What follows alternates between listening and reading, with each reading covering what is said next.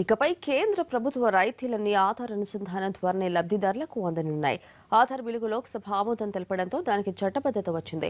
బిల్లును లోక్సభ మూజువాణి ఓటుతో ఆమోదించింది. సబ్సిడీల రూపంలో ఇస్తున్న వేల కోట్ల రూపాయల ఆధార్ ద్వారా పొదుపు చేయొచ్చంటున్నారు ఆర్థిక మంత్రి జైట్లీ.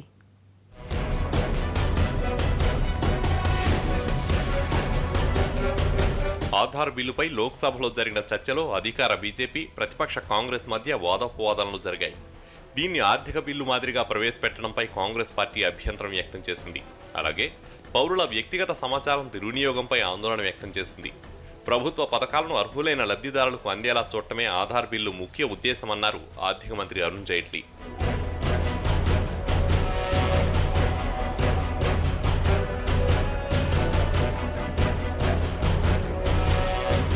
ఆధార్ ద్వారా నమోదైన బయోమెట్రిక్ సమాచారం ఎవరితోనూ పంచుకోబోమని, అత్యంత గోప్యంగా ఉంచుతామని జైట్లీ పార్లమెంటుకు తెలిపారు.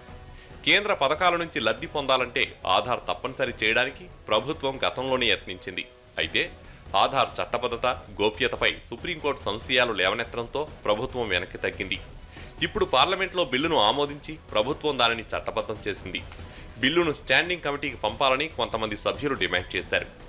ఈ బిల్లు ప్రకారం భారత్లో 182 రోజులకు పైగా నివసించిన వ్యక్తులు ఎవరైనా ఆధార్ కోసం దరఖాస్తు చేసుకోవచ్చు.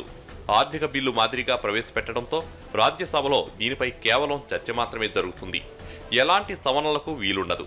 రాజ్యసభలో ప్రవేశపెట్టిన 14 రోజుల్లో ఎలాంటి చర్చ జరగకపోతే బిల్లు ఆమోదం పొందినట్లే.